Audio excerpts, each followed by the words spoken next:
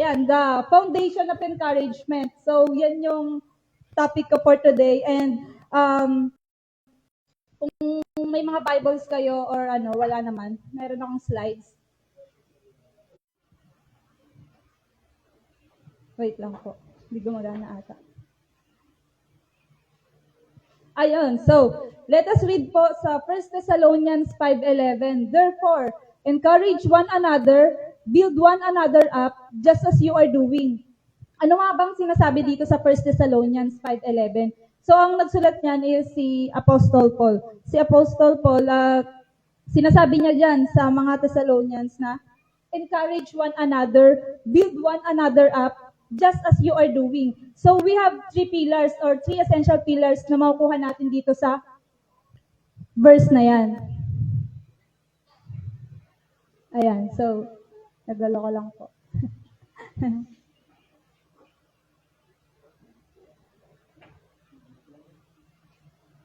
Ayun, sige. Dahil hindi gumagana yung ano natin ngayon, babanggitin ko na lang. So, sabi nga doon, di ba, therefore encourage one another, build up one another, just as you are doing. So, number one pillar ko is the call to encourage. Please, next mo nga dyan. Ayan. Three essential pillars for building strong faith. Ano yon? Number one, the call to encourage. Number two is the purpose of building up. And number three is the task of consistency. So, number one, the call to encourage tayo. Number one po. So, number one, the call to encourage. So, sabi doon, encourage one another. Sabi sa 1 Thessalonians 5:11. Ayan. So, sabi dyan sa 1 Thessalonians, sabi doon, encourage one another. So, we have a call. We have a call na mag-encourage. Na mag-encourage tayo sa bawat isa, sa mga kasama natin dito sa church. Not only sa church, pero yung mga kasama natin, mga kaibigan natin, or sa work, or kung saan man tayo sa school, kung nag-aaral kayo. And yun, encourage is from the Greek word parakaleo, which means to encourage. At yung paraclete naman is one who is called to one side or dinidescribe ng Holy Spirit role. Ano ba yung role ng Holy Spirit? Ano bang meron sa Holy Spirit? Di ba Holy Spirit is our encourager, our helper, our comforter. So, ayun, yun yung meaning ng paraclete. So, described as the Holy Spirit role. Ayun. So, encouragement is not just a simple praise. It is offer an emotional support. So, hindi lang basta pag mag-encourage tayo ng kasama natin, sabihin lang natin na, oh, okay yan yung ginagawa mo. Ano yung ginagawa niya? Dapat, we are offering emotional support. Hindi, dapat yung dinadamayan natin sila and we have connection. Kumo-connect tayo dun sa nararamdaman nung kapatiran natin or nung kasama natin. And so sa pag-encourage natin, i-remind din natin sila ng God's truth. Ano nga ba yung God's truth? The gospel and the promises. Ano nga ba yung mga promises ng Lord? Ano nga ba yung gospel? So, syempre, to encourage yung mga kasama natin, so sasabihin natin sa kanila, kamahal-mahal sila. Kasi di ba, yun din naman yung sinabi sa atin ng Lord na you are loved unconditionally, kung paano tayo minahal ng Lord. So, syempre, based naman, may mga pinagkukunan naman tayo noon sa gospel and sa promises ng Lord. And yun nga, you have forgiven them, you are forgiven in Christ. Kung alam mo sa sarili mo, nakagawa ka ng kasalanan, or nakagawa yung kasama mo ng kasalanan, and ang feeling niya, nagigilty siya sa ginagawa niya. But then, yun yung call sa atin, na mag-encourage. Na mag-encourage natin yung kasama natin na hindi hinahayaan ng Lord na manatili ka dyan sa kasalanang meron ka. But you are here. Ikaw mismo, no? I-encourage mo yung kasama mo na yun na you are forgiven. Diba? Pinatawad ka na ng Lord. Pero syempre, hindi yun natatapos doon. Na pinatawad ka na ng Lord, so, pinatawad na pala ako ng Lord, wala na akong gagawin. So, hindi yun doon natatapos, diba? Syempre, through the gospel, syempre, aralin din natin na alamin natin kung paano ba tayo pinatawad ng Lord sa pamamagitan nino, 'di ba? And yun nga, God will provide the strength that we need. And our identity is found in Christ. Hindi sa mga circumstances na meron tayo. Yung identity na meron tayo, hindi yun natatagpuan sa may problema ka, lugmok ka, o marami kang pinagdadaanan ngayon. Hindi doon nagbe-base yung identity natin. Our identity is based on dapat kay Kristo. Nilalaan dapat natin or ina-align natin yung buhay natin kay Kristo. So, sa encouragement, we have specificity. Ano ba ang ibig sabihin ng specificity? From the word specific. Specificity. Specific. So, pag nag-encourage tayo, dapat specific. Hindi lang dapat na, good job, you got this. Dapat specific. Ano yung ginawa ng tao na yon para i-encourage mo? Diba? Like, dapat para maramdaman niya na hindi wala lang yung ginagawa niya sa church, sa bahay niyo, or kung saan man. Paano ba tayo mag-encourage? So, dapat we have to be specific. Specificity, di ba? Na, for example, may nagwawalis dito sa church, may naglilinis. So, paano natin i-encourage na patuloy na lang gawin yun? Na nakikita ng bawat isa na yung ginagawa niya, hindi nalalagay sa wala. Diba? Encourage natin na, oy, kapatid, salamat kasi naglinis ka ng church ngayon and yung ginagawa mo, pagpatuloy mo lang yan kasi nakikita ng Lord yung ginagawa mong simple lang yan sa tingin mo. Pero mahalaga yan sa Lord. Mahalaga yan dito sa congregation natin. Kasi kung walang maglilinis dito, sino na lang maglilinis? Diba? So, pasalamatan natin, encourage natin yung mga taong, mga manggagawa natin dito sa church. Encourage natin. Kasi syempre, may mga pinagdadaanan din yan sila. Hindi naman laging matatag sila or yung loob nila. Syempre, may pinagdadaanan din yung bawat isa sa atin and hindi natin yan alam.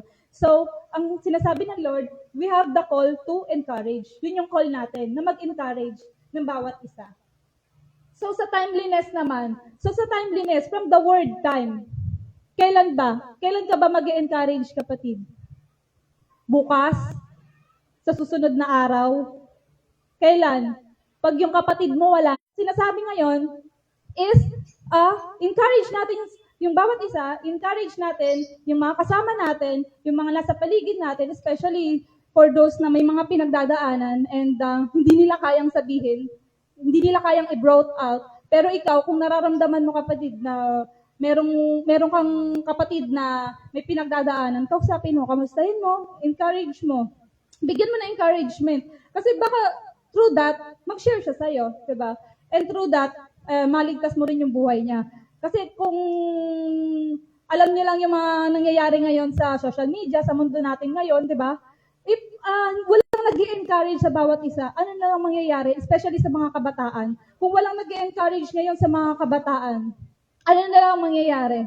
Kasi napansin ko sa mga kabataan ngayon, sobrang emotional nila. Sobrang emotional ng mga kabataan ngayon. So, as we are adults or as we are young professionals, and may mga kakayanan tayo na mag-encourage, gawin natin.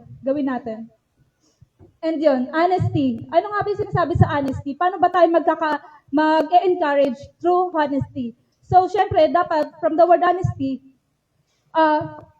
syempre, yung katotohanan, yung sasabihin natin dun sa tao na yon.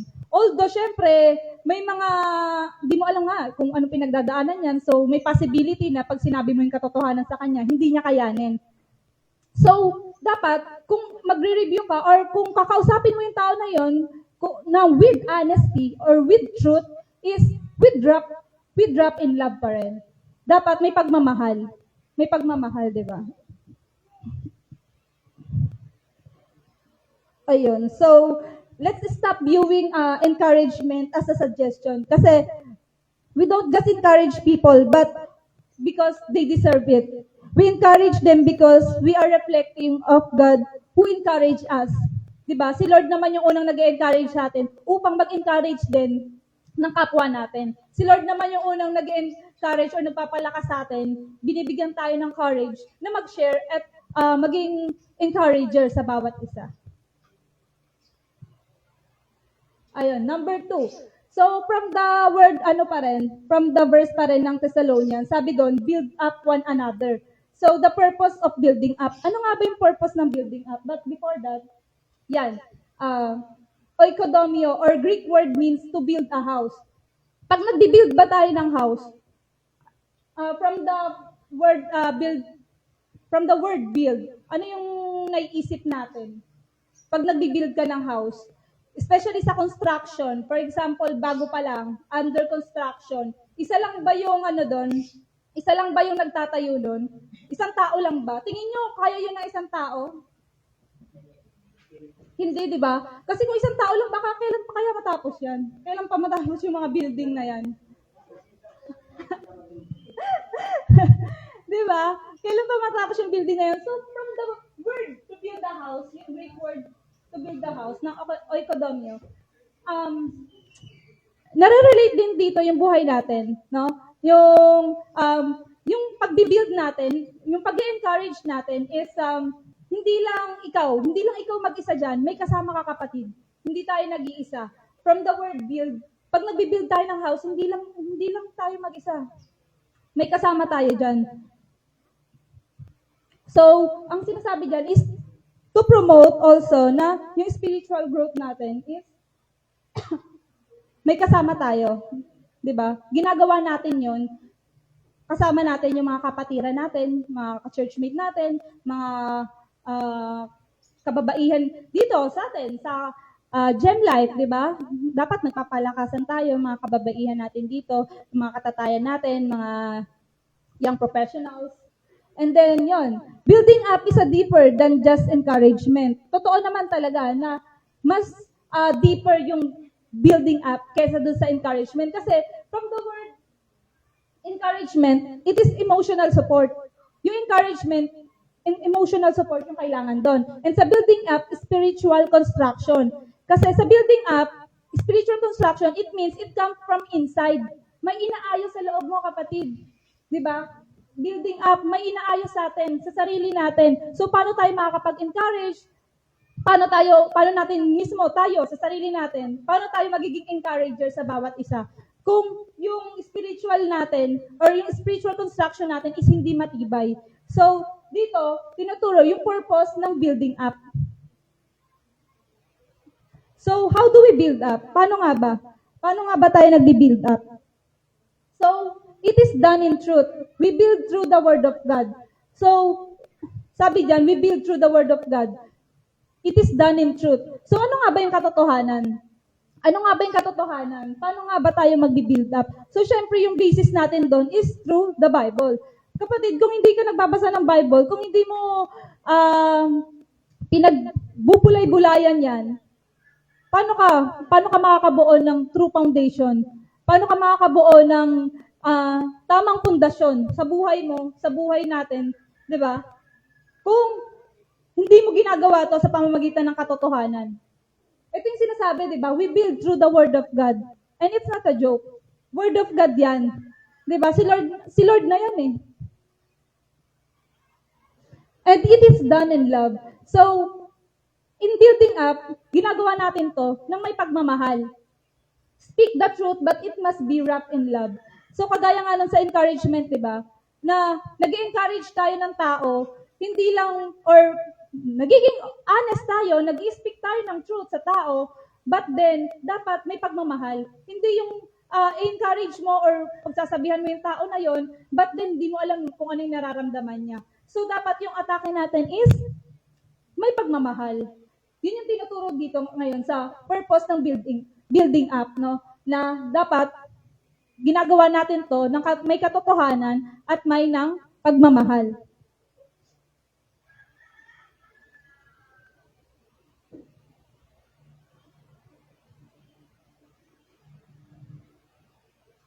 So number 3, sabi dito, the task of consistency.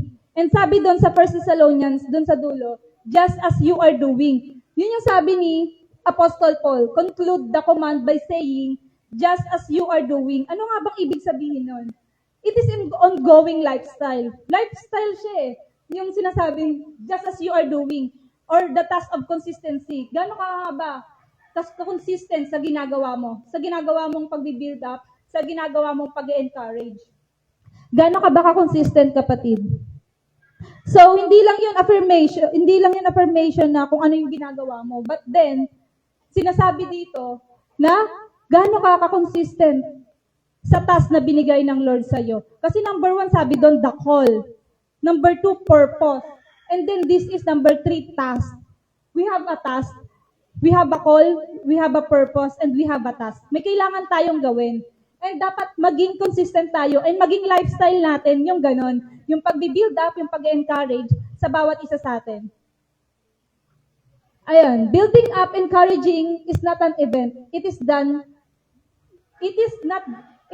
done just once. Ibig sabihin, hindi ito event na pag, kunwari ngayon, may kinasal ngayon, or may handaan ngayon lang natin gagawin, or sabihin natin, may patay, sabihin natin ganun. And yung mga mahal nila sa buhay is may pinagdadaanan ngayon. Siyempre, kailangan nila ng comforter. So, kailangan ba? Ngayon lang natin sila i-encourage? Ngayon lang ba? Ngayon lang araw na to kasi pinagdadaanan sila may patay sila Encourage ko yung kapatid ko na to. Baka hindi niya kayanin. At sabi dito, it is not dapat. It's not done just once. Hindi lang dapat ngayon, hindi lang dapat bukas, hindi lang dapat 1 week. Sinasabi dito, dapat maging lifestyle natin. Kasi building up, encouraging is not an event. Hindi yan event sa buhay mo na pag may event lang, tsaka mo lang siya gagawin. Ini-encourage tayo ng Lord ngayon na gawin nating lifestyle to. Ini-encourage tayo na gawin nating lifestyle. And ano yung challenge? The foundation of our community depends on our willingness to be parakaleo to one another. Ano yung parakaleo kung natatandaan nyo? Natatandaan nyo po ba? Ano yung parakaleo? Parakaleo means to encourage. Paano ba tayo magiging encourager? Paano ba natin may encourage yung bawat isa? Paano ba tayo magiging encourager sa bawat isa?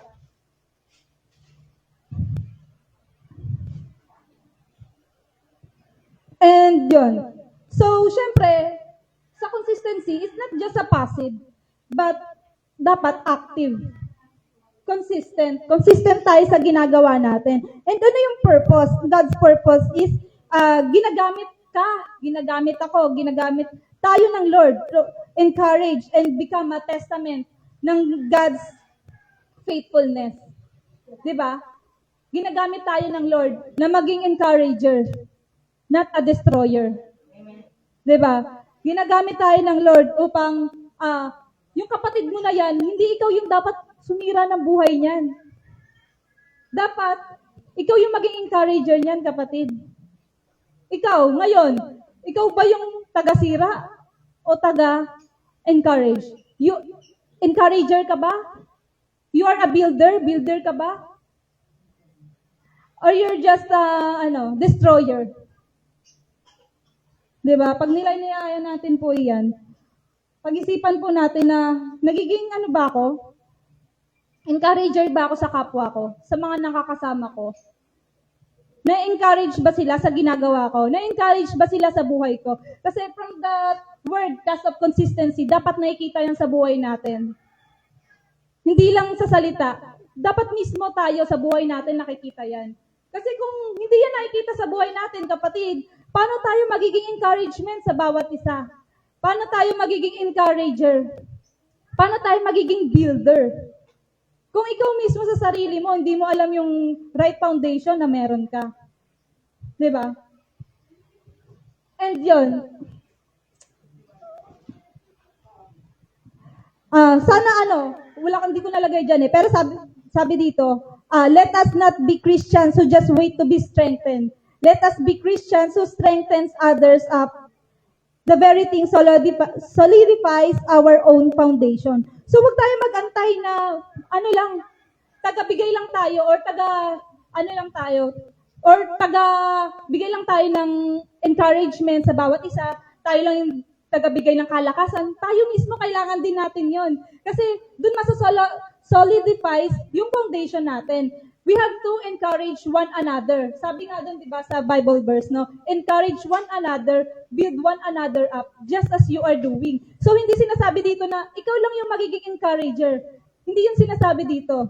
Ang sinasabi, let us encourage one another. Kapatid, hindi lang ikaw may pinagdadaanan. May pinagdadaanan din yung nag-encourage sa'yo.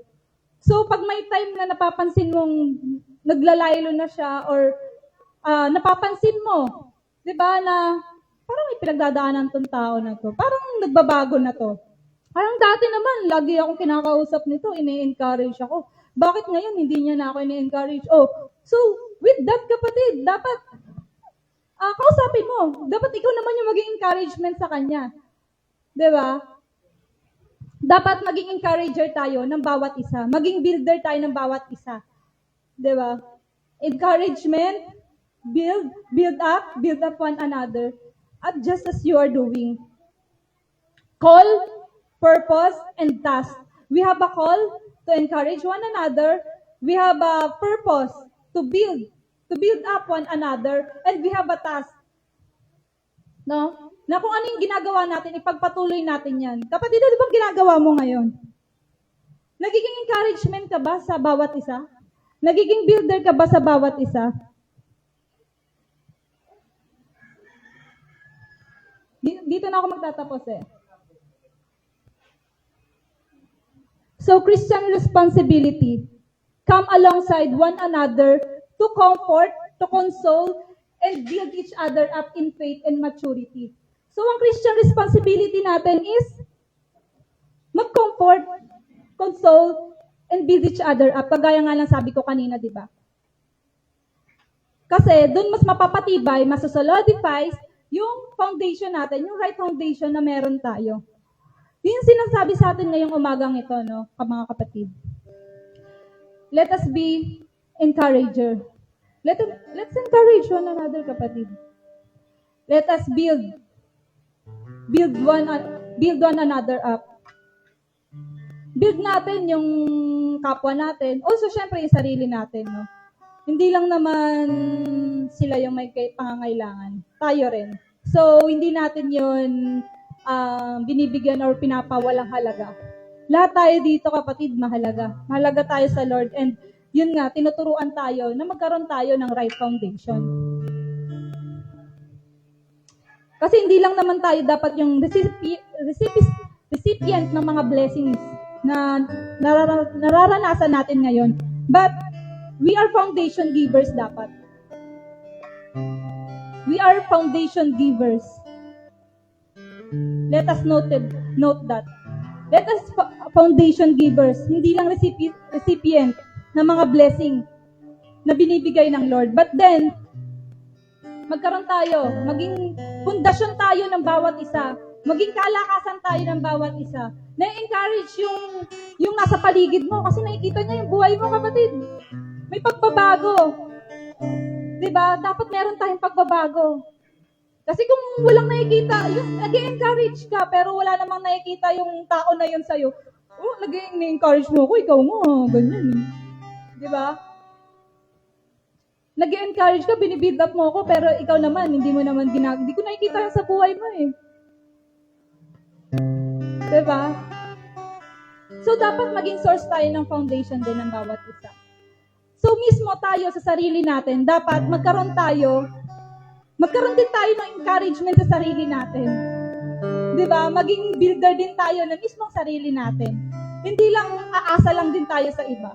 Siyempre, although, masarap yun. Masarap na may kasama ka. Diba? Masarap na nagbibuild kayo ng mga kapwa mo, kapatiran mo sa church, or especially sa family, masarap yun. Nagpapalakasan kayo.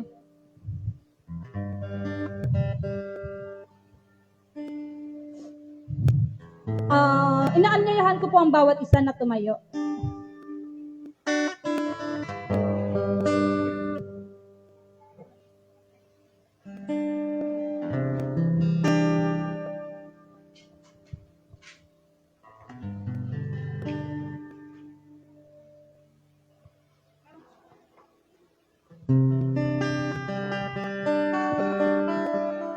I am So sa umagang ito, kapatid, ang topic natin is about encouragement, about the foundation of encouragement. So ngayong umagang ito, pwede ko po bang anyayahan ng bawat isa na maghanap ng kapartner na ipagpipray?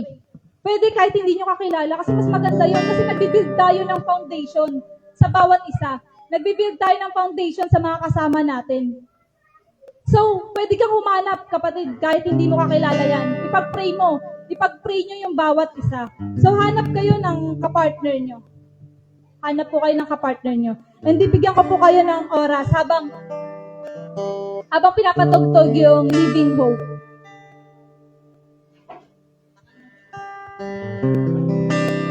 Pag-pray nyo po yung bawat isa. Pag-pray nyo lang. Hanap po kayo ng partner nyo and ipag-pray nyo po yung bawat isa.